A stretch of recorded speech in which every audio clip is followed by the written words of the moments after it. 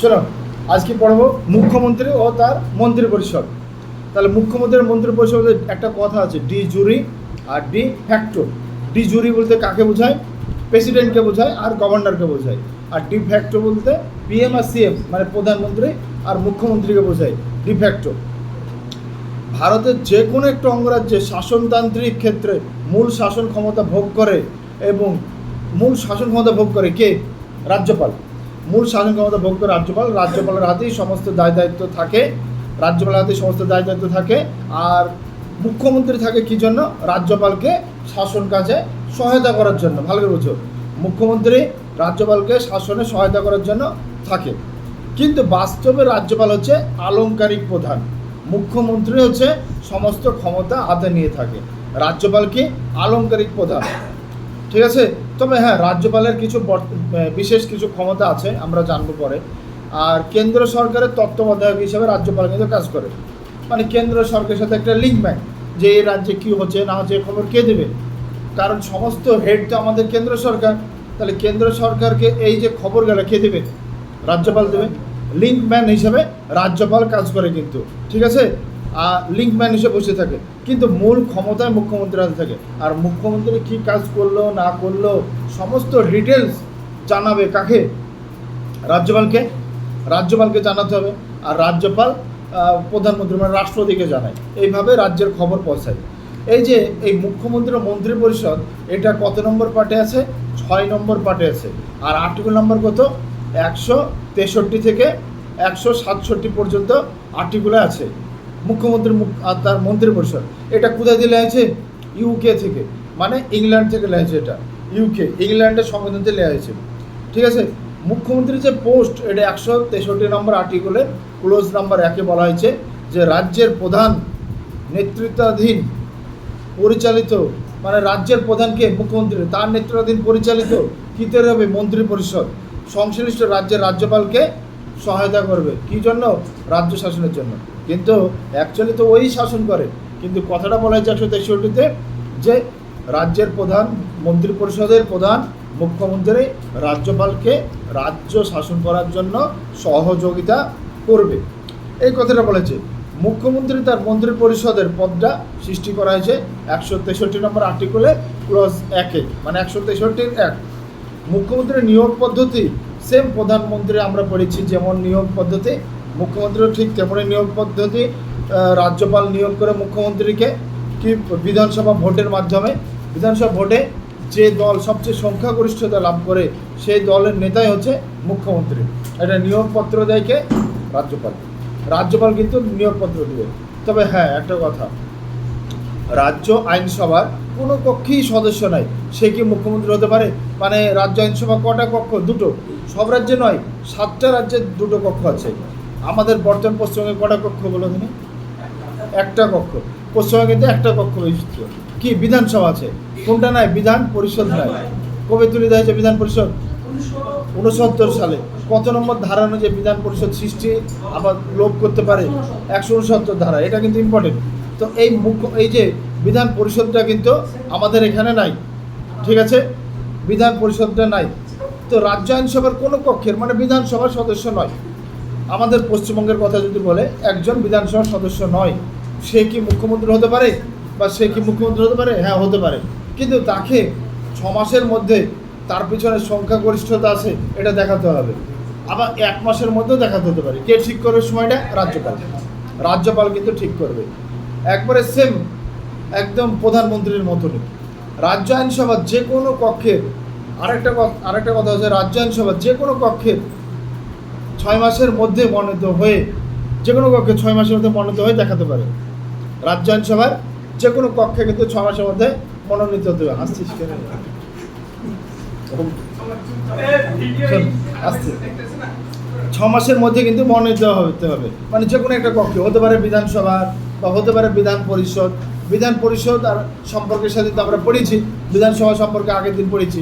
খুবই জটিল বিধান পরিষদ কিন্তু। আর্টিকেল 163 নম্বর ক্লজ নাম্বার 2-এ রাজ্যপালের কিছু স্বেচ্ছাধীন ক্ষমতার কথা বলা হয়েছে। আর্টিকেল 163 ক্লজ নাম্বার 2-এ রাজ্যপালের স্বেচ্ছাধীন ক্ষমতা বলা হয়েছে। কী বলা হয়েছে? তিনি যে কোনো একটি দলের রাজ্যের মুখ্যমন্ত্রীর মাধ্যমে যে কোনো একটি দলকে রাজ্যের মুখ্যমন্ত্রী করে দিতে পারেন, যে কোনো একটা দলকে মুখ্যমন্ত্রী করে দিন, কিন্তু তাকে 1 মাসের মধ্যে তার পিছনে রাজ্য আইনসভার উভয় কক্ষে সংখ্যাগরিষ্ঠতা প্রমাণ করতে হবে।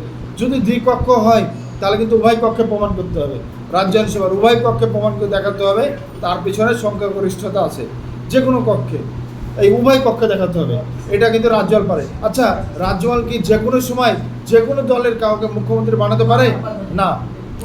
কখন পারে? ধরো কোনো একটা দল মানে ভোটে কোনো দলেই সংখ্যাগরিষ্ঠতা পেল না, মানে 30 অঙ্ক দেখা দিল। আমাদের বর্তমান বিধানসভার সদস্য সংখ্যা মানে আসন কত? 294, তার মানে অর্ধেক করলে কত হয়? 147 নাকি 147। এবার কোনো দলে 147টা পায়নি, সবাই ধরো 130, 100 এরকম পেয়েছে। তাহলে কিন্তু রাজ্যপাল চাইলে যে কোনো একটা দলকে মুখ্যমন্ত্রী বানিয়ে দিতে পারে, কিন্তু তাকে কিন্তু 6 মাসের মধ্যে উভয় পক্ষে সংখ্যাগরিষ্ঠতা দেখাতে হবে। এই ধরনের একটা উদাহরণ আছে মহারাষ্ট্রে কিন্তু কংগ্রেসের সিট সংখ্যা বেশি ছিল, বিজেপির সিট সংখ্যা কম ছিল, 30 অঙ্ক দেখা দিয়েছিল, কোনো দলেই সংখ্যাগরিষ্ঠতা পেয়েছিল না। কিন্তু তবু কাকে করেছিল? যেহেতু বিজেপির রাজ্যপাল, বিজেপির দলনেতাকে মুখ্যমন্ত্রী বানিয়ে দেয়। আর এই সময় কি করে মানে কংগ্রেস আর শিবসেনা জোট বেঁধে কী করে? মুখ্যমন্ত্রী রাজ্যপালকে জানিয়ে দেয়। আর এই সুযোগে রাজ্যপাল বুঝতে পারে যেহেতু মুখ্যমন্ত্রীর পিছনে সংখ্যাগরিষ্ঠতা দেখাতে পারবে না, সাথে সাথে তাকে পদচ্যুত করে দেয় আর নতুন মুখ্যমন্ত্রী নিয়োগ করে। এটা ঘটেছে। আর একটা বিষয়, কোনো ক্ষেত্রে যদি মুখ্যমন্ত্রী পদত্যাগ করে দিল, ধরো মুখ্যমন্ত্রী স্বেচ্ছায় পদত্যাগ করে দিল, যদিও করবে না, কেউ মুখ্যমন্ত্রীর পদত্যাগ করবে না, মুখ্যমন্ত্রী নিজে পদত্যাগ করে দিল, বা মুখ্যমন্ত্রী নিজে পদচ্যুতি দিল, বা রাজ্যপাল পদচ্যুতি করে দিল, ইমপিচমেন্ট, যেমন রাষ্ট্রপতিকে ইমপিচমেন্ট পদ্ধতিতে পদচ্যুতি করা, ইমপিচমেন্ট কার? রাষ্ট্রপতির ক্ষেত্রে। এবার মুখ্যমন্ত্রীকে রাজ্যপাল চাইলে কিন্তু পদত্যাগ করিয়ে দিতে পারে। কখন? যখন রাজ্যপাল বুঝতে পারে মুখ্যমন্ত্রীর পিছনে সংখ্যাগরিষ্ঠতা নাই, তখন কিন্তু পদত্যাগ করে দিতে পারে। সেই সময় রাজ্যপাল চাইলে এবং কি হয়, নতুন একজনকে মুখ্যমন্ত্রী বানিয়ে দিতে পারে। একই সিস্টেম, সংখ্যাগরিষ্ঠতা দেখাতে হবে। আবার যদি এরকম হয়, ধরো কথা হলো না, আবার যদি এরকম হয় জোট দলের একজন মুখ্যমন্ত্রী হলো, জোট বেঁধে মুখ্যমন্ত্রী হলো। এবার কোনো কারণে জোটে তো ভাঙন হতেই পারে, তাই না? সংসারেই তো ভাঙন হয়ে যায়, আর জোটে তো হবেই। এবার জোটের দলে যদি ভাঙন হয়, বিভিন্ন আসন বন্টন নিয়ে, তাহলে জোটের দলে যদি ভাঙন দেখা যায়, তাহলে কী হবে? সরকার থাকবে না। তখন রাজ্যপাল কী করে? যখন সময় দেয় যে তোমরা আবার দেখো, ঠিক করো, সময় দিল, সময়ের মধ্যে কোনো দল আবার জোট বাঁধল না, তখন কিন্তু রাজ্যপাল কী করে? কাউকে মুখ্যমন্ত্রী বানিয়ে দেয়। তাকে আবার 1 মাসের মধ্যে দেখাতে হয় যে তার পেছনে সংখ্যাগরিষ্ঠতা আছে। যদি 1 মাসের মধ্যে না দেখাতে পারে, তাহলে ওই রাজ্যে কী হবে? রাষ্ট্রপতি শাসন জারি হয়ে যাবে, রাজ্যপাল নিজের দায়িত্বে শাসন করবে এবং যত তাড়াতাড়ি সম্ভব নতুন নির্বাচনের ব্যবস্থা করবে। আবার ভোট হলো আবার হবে, কিন্তু বুঝতে পারলো কথাটা? মানে ভাঙন দেখা দিয়েছে, তাই এটাও রাজ্যপালের কিন্তু স্বেচ্ছাধীন ক্ষমতা। এই যে নিজেদের শাসন ক্ষমতা তুলে নেওয়া, রাজ্যপালের আরও একটি স্বেচ্ছাধীন ক্ষমতা আছে। ধরো রাজ্যের আইন শৃঙ্খলা বিঘ্ন ঘটাচ্ছে, রাজ্যপাল সুপারিশ করলো যে রাজ্যে আইন শৃঙ্খলা বিঘ্ন হচ্ছে, কোনো রকম আইন মানা হচ্ছে না, সংবিধান মানা হচ্ছে না, সংবিধান মেনে শাসন হচ্ছে না, তাহলে কিন্তু রাজ্যপাল রাষ্ট্রপতিকে জারি মানে নোটিশ করতে পারে যে রাজ্যে 356 ধারা জারি হোক। কোন রাজ্যে? যে রাজ্যে আইন শৃঙ্খলা বিঘ্ন হচ্ছে, সংবিধান মানা হচ্ছে না। এবার এই 356 ধারা জারি করতে পারে এবং জারি করে রাজ্যপাল শাসন করবে। কী হয়? আবার রাষ্ট্রপতি শাসন জারি করার পর 6 মাসের মধ্যে ভোট হয়, নইলে 6 মাস করে বাড়ি নিয়ে যায়। কিছু পদ্ধতি আছে, সেটা আমরা স্টেট এমার্জেন্সি যখন পড়বো তখন জানবো। এবার আমরা 164 নম্বর আর্টিকেল দেখব। 164 নম্বর আর্টিকেলে কী বলা আছে? রাজ্যপাল বিধানসভার সংখ্যাগরিষ্ঠ দলের বা জোটের নেতাকে মুখ্যমন্ত্রী হিসাবে নিয়োগ করেন এবং মুখ্যমন্ত্রীর পছন্দ মতো ব্যক্তিদের বিভিন্ন পদে দায়িত্ব দেন, যেটা হচ্ছে মন্ত্রী পরিষদ গঠন করে।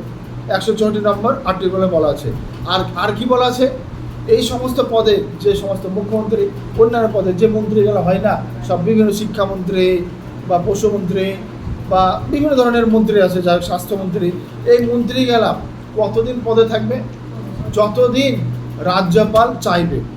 রাজ্যপাল যতদিন চাইবে, রাজ্যপাল যদি না চায় পদচ্যুতি করে দিতে পারে। অ্যাকচুয়ালি তা না, ওই পদে যতদিন মুখ্যমন্ত্রী ওদের পদে সন্তুষ্ট থাকবে ততদিন পদে থাকবে। মুখ্যমন্ত্রী যদি কোনো স্বাস্থ্যমন্ত্রীর প্রতি অসন্তুষ্ট হয় তাকে সরিয়ে দিতে পারে। শিক্ষামন্ত্রী এর আগে পশ্চিমবঙ্গে সরিয়ে দিয়েছিল, তো এরকমভাবে সরিয়ে দিতেই পারে। এখন বর্তমান শিক্ষামন্ত্রী হয়তো সরিয়ে দেবে, বর্তমানে এখন রিসেন্ট মানে 2026 সালে হ্যাঁ ধর্মেন্দ্র প্রধানকে সরিয়ে দিয়েছে, বুঝতে পারছো? তো এটা পদকে সরিয়ে দেয়, প্রধানমন্ত্রী সরিয়ে দেয়, কাকে? রাষ্ট্রপতি সরিয়ে দেয়, কিন্তু অ্যাকচুয়ালি প্রধানমন্ত্রী তাকে সাজেস্ট করবে, সুপারিশ করবে যে একে সরিয়ে দাও, নতুন একে নিয়োগ করবে, ঠিক আছে? তো অ্যাকচুয়ালি মুখ্যমন্ত্রী যতক্ষণ সন্তুষ্ট থাকবে ততক্ষণ কিন্তু পদে থাকবে। এই মুখ্যমন্ত্রী যদি চান, ধরো এবার মুখ্যমন্ত্রী চাইলেও নতুন কাউকে মন্ত্রিসভার একটি মন্ত্রী পদে বসাতে পারে। যেমন তামিলনাড়ু সরকার শিক্ষামন্ত্রীর পদে বসেছে একজন সায়েন্টিস্টকে, একজন বিজ্ঞানীকে, কারণ শিক্ষার উন্নতি হবে সেই জন্য। তো মুখ্যমন্ত্রী চাইলে কিন্তু এরকম যে কোনো কাউকে অন্যান্য মন্ত্রী পদে বসাতে পারে, কিন্তু একটা শর্ত আছে, বসানোর পর তাকে যে কোনো ভোট মানে বসানোর পর তাকে নিয়োগপত্র দিবে, রাজ্যপাল নিয়োগপত্র দিতে বাধ্য, মুখ্যমন্ত্রী যেহেতু চাইছে।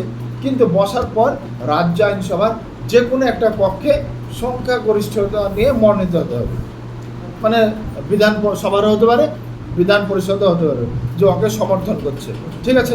আর রাজ্যের মন্ত্রিসভার সাইজ কত হবে? রাজ্যের মন্ত্রিসভার সাইজ হবে বিধানসভার 15%।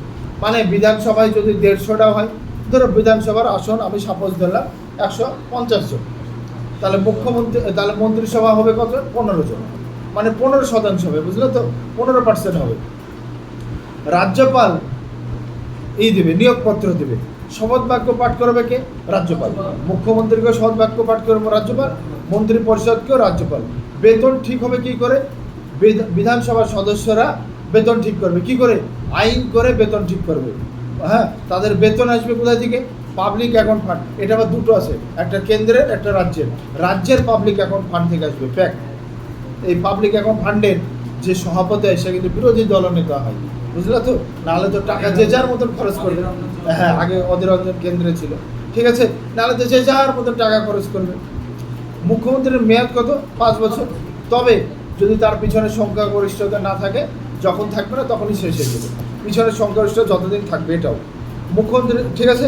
আচ্ছা, আর্টিকেল 165-তে কী বলা হয়? যেটা একবার পরীক্ষায় পড়েছিল ডব্লিউপিতে, আর্টিকেল 165 এসআইয়ের পরীক্ষায় পড়েছিল, অ্যাডভোকেট জেনারেল অফ স্টেট, মানে রাজ্যের মুখ্যমন্ত্রী বা বিভিন্ন মন্ত্রিসভার সদস্যদের আইনি সহায়তা করবে অ্যাডভোকেট জেনারেল অফ স্টেট।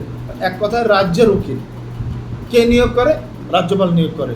এও একটা নামি দামি বিখ্যাত উকিল হবে, তাকে নিয়োগ করে।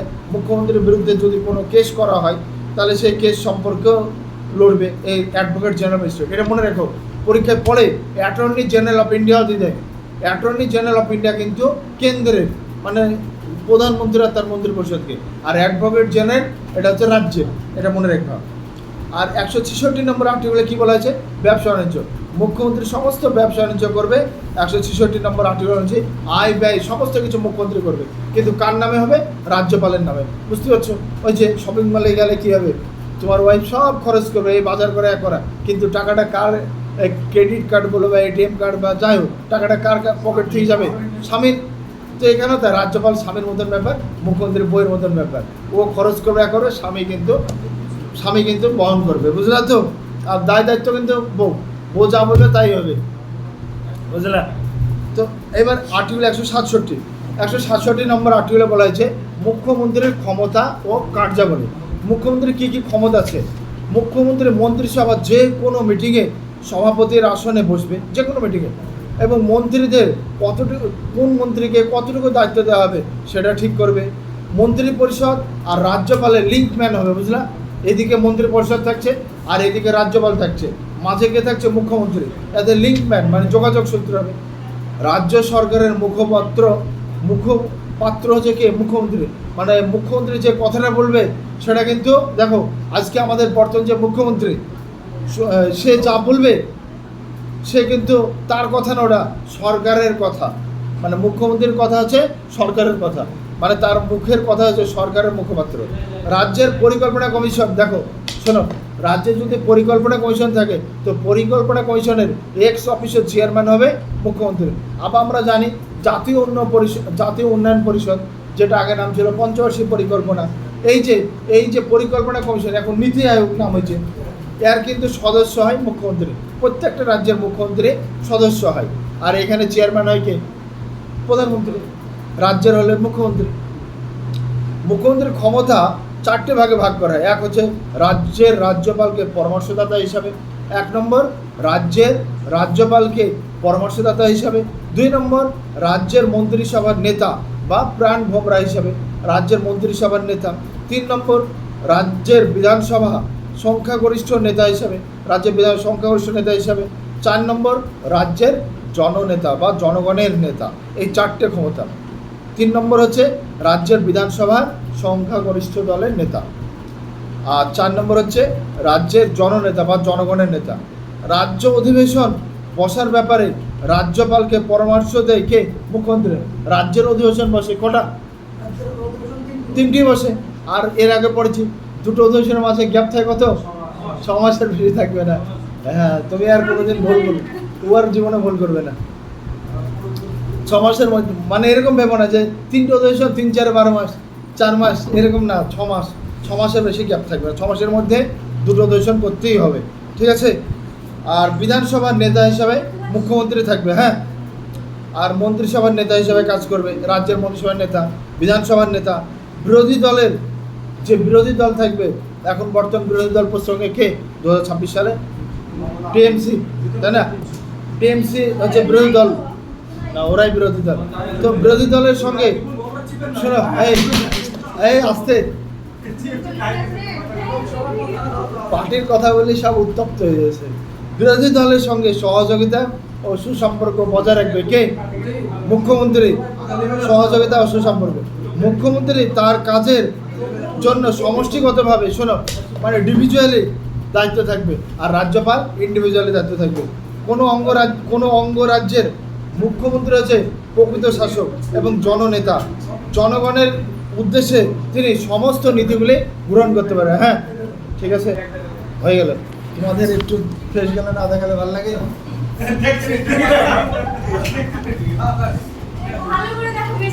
ও দেখায়নি।